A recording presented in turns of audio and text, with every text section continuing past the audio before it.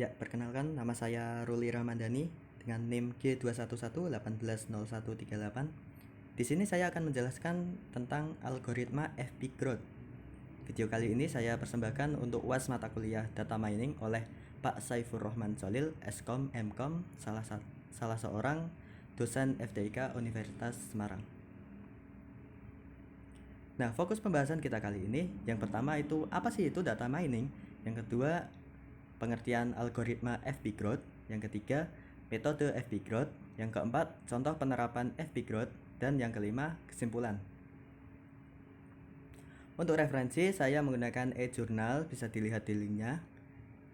Itu berjudul penerapan data mining menggunakan algoritma FP Growth pada data transaksi penjualan obat oleh Yuyun Dwi Lestari, salah seorang mahasiswa Prodi Teknik Informatika, Sekolah Tinggi Teknik Harapan. Dan yang kedua, saya menggunakan channel YouTube Study Corner, bisa dilihat linknya juga. Saya lanjut. Yang pertama, pengertian data mining. Data mining adalah proses mencari pola atau informasi menarik dalam data terpilih menggunakan teknik atau metode tertentu. Salah satu metode yang sering kali digunakan dalam data mining adalah metode association rule. Di metode association rule ini, yang saya ketahui itu ada dua. Yang pertama ada algoritma a priori, dan yang kedua ada algoritma FP Growth. Lanjut. 2. Pengertian algoritma FP Growth merupakan pengembangan dari algoritma a priori. Pada algoritma FP Growth menggunakan konsep pembangunan tree yang biasa disebut FP tree dalam mencari frequent item set, bukan menggunakan generate candidate seperti yang dilakukan pada algoritma a priori. Dengan menggunakan konsep tersebut, algoritma FP Growth menjadi lebih cepat daripada algoritma a priori. Algoritma FP Growth ini pembacaan datanya satu kali, sedangkan untuk algoritma a priori dia membaca data berulang-ulang. Oleh karena itu, algoritma FP Growth menjadi lebih cepat daripada algoritma a priori. Lanjut. Untuk yang ketiga, metode FP Growth, yang pertama ada tahap pembangkitan conditional pattern base, yang kedua ada tahap pembangkitan conditional FP tree, yang ketiga ada tahap pencarian frequent pattern growth. Nanti akan dijelaskan. Lanjut. Yang keempat, contoh penerapan FP Growth. Di sini sudah ada dataset transaksi penjualan obat. Ada 6 transaksi yang berisi item set HCl, ketoconazole, piroxicam, dan sebagainya. Lanjut. Nah, yang pertama menentukan frekuensi setiap item dari keseluruhan transaksi. Bisa di list itemnya apa saja tadi, ada amoxicillin, HCl, ketoconazole, piroxicam, dan tentukan jumlah frekuensinya. Misal amoxicillin ada 1, HCl ada 5, Clotaren ada 2, dan seterusnya sampai piroxicam ada 4. Yang kedua, menentukan support count, di mana nanti jika frekuensi item berada di bawah support count, maka item tersebut akan dihapus dan tidak akan dipakai lagi dalam proses data mining. Di sini saya menggunakan support count 3, maka item yang frekuensinya di bawah 3 akan dihapus. Yang di bawah 3 tadi ada amoxicillin, Clotaren, rifampicin, dan aciclovir. Nah, di sini sudah terhapus. Selain itu, kita urutkan terlebih dahulu frekuensi dari yang terbesar sampai yang terkecil. Ini. Yang terbesar ada HCl, ketoconazole, dan yang terkecil ada asam memfanat. Kita lanjutkan. Yang ketiga, membangun FP3 dari keseluruhan dataset transaksi obat yang sudah difilter. Item pada tree ditulis menggunakan kode untuk mempermudah pemrosesan. Di sini saya menggunakan kode di bawah ini. Yang pertama ada HCl, saya kodekan D. Ada ketoconazole, saya kodekan K, dan sampai asam memfanat saya kodekan AM. Lanjut. Kemudian mulai membangun FP3 sesuai urutan transaksi. Misal pada transaksi pertama, customer membeli dithiazem HCl, ketoconazole, piroxicam, fungoral, allopurinol, dan asam memfanat. Maka akan menjadi tree seperti ini. Kenapa dia ada di atas menjadi root? Karena D tadi frekuensinya paling besar. yaitu 5. Setelah D ada K, ada AL juga, K, D, K, F, AL, P, sampai AM. Pokoknya dari yang terbesar sampai yang terkecil, AM. Lanjut. Dilanjutkan pada transaksi kedua, ada ketoconazole, dithiazom HCl, piroxicam, klotaren, batukin, dan asiklovir. Nah, karena klotaren tadi sudah difilter, maka tidak ada di sini, tidak masuk kriteria filter. Dan nilai D menjadi 2, nilai K menjadi 2. Karena pada transaksi kedua juga pembeli membeli dithiazom HCl dan klotaren dan ketoconazole.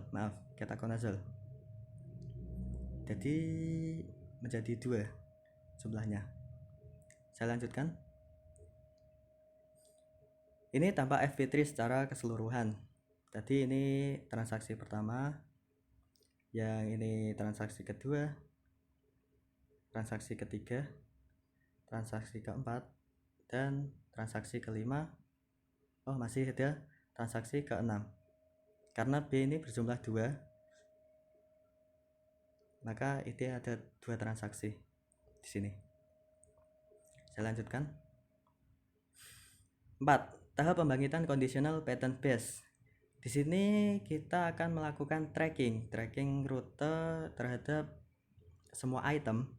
Sini ada AM, P, B, K, AL, F, K, dan D.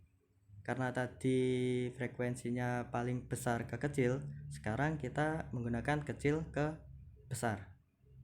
Kita mencari AM dulu. AM. Di sini tertulis P1, AL1, F1, K1, dan D1. Dari manakah itu? Dari ini.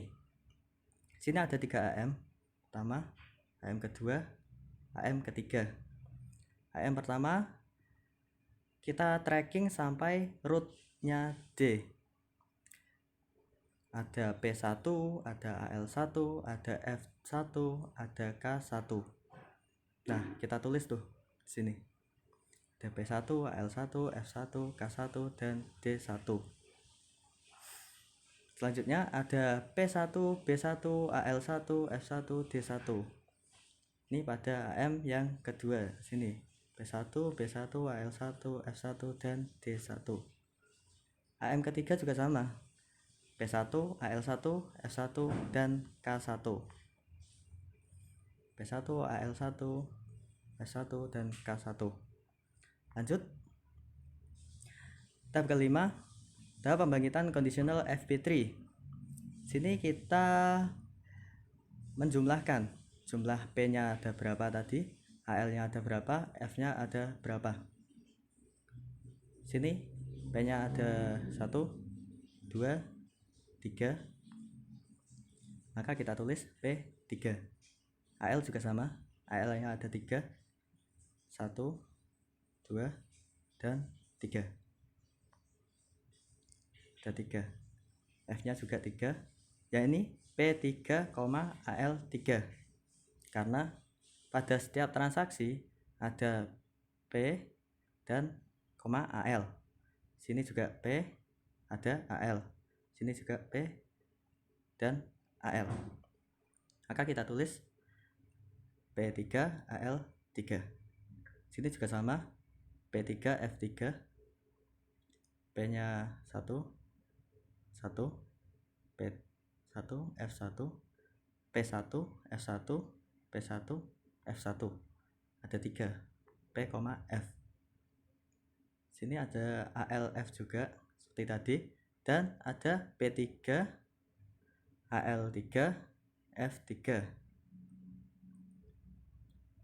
Setiap transaksi ada P, AL, F 1, ada P, AL, F 2, ada P, AL, F 3.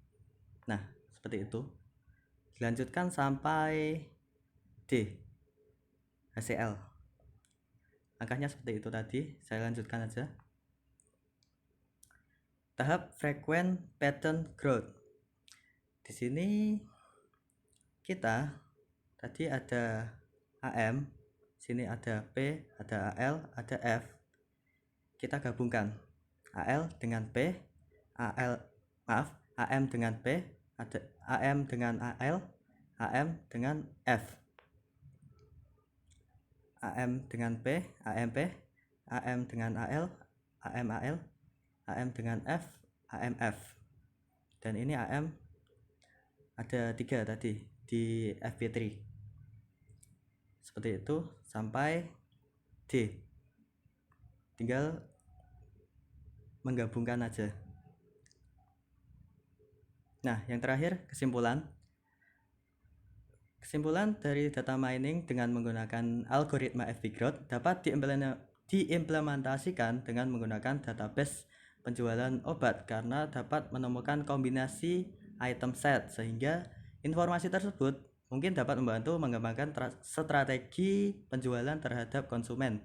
Misal tadi ada yang beli HCl, ada yang membeli ketoconazole dan frekuensinya tinggi, mungkin HCl dan ketoconazole bisa ditaruh di tempat yang nggak berjauhan, agak berdekatan seperti itu.